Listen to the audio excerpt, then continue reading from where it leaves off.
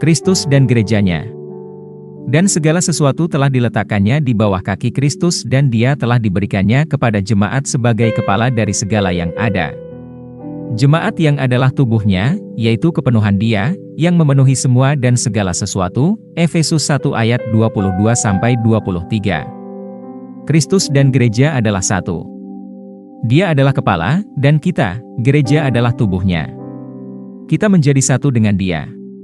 Dalam Kisah Para Rasul 9 ayat 3-5, misalnya, kita mempunyai referensi yang jelas mengenai kesatuan Kristus dan gereja dalam percakapan antara Tuhan dan Saulus dari Tarsus, yang kemudian menjadi Paulus.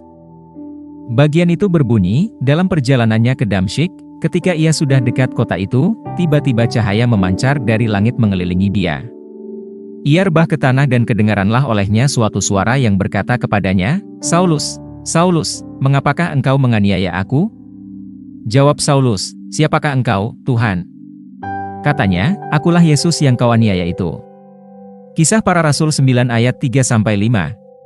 Sebelum pertobatannya, Saulus membuat kekacauan di gereja mula-mula dan menganiaya orang-orang Kristen di mana saja, sampai dia bertemu dengan Tuhan, yang menahannya dan bertanya, "Saulus, Saulus, mengapakah engkau menganiaya aku?" Tuhan dengan sangat detail mengidentifikasi dirinya dengan gereja.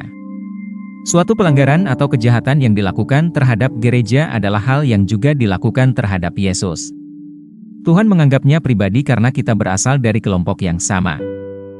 Dialah pokok anggur, dan kita, gereja, adalah ranting-rantingnya. Dialah kepala gereja, ialah kepala tubuh, yaitu jemaat. Kolose 1 ayat 18. Kepala dan tubuh mempunyai nama, wewenang dan identitas yang sama, bersama-sama kita disebut Kristus. Kita telah dibaptis ke dalam tubuh Kristus. 1 Korintus 12 ayat 27 mengatakan, kamu semua adalah tubuh Kristus dan kamu masing-masing adalah anggotanya. 1 Korintus 12 ayat 13 mengatakan, sebab dalam satu roh kita semua telah dibaptis menjadi satu tubuh dan kita semua diberi minum dari satu roh. Gereja menjawab dengan nama yang sama bagi kepala atau tubuh, yaitu Kristus. Hal ini untuk membantu engkau melihat siapa dirimu, di mana engkau berada, dan apa yang engkau miliki, engkau menyatu dengan Kristus. Ketika dia dibangkitkan dari kematian, engkau juga dibangkitkan bersama-sama dengan dia. Kini setelah dia duduk di atas tahta, engkau duduk bersama-sama dengan dia di tempat kekuasaan, kemuliaan dan otoritas.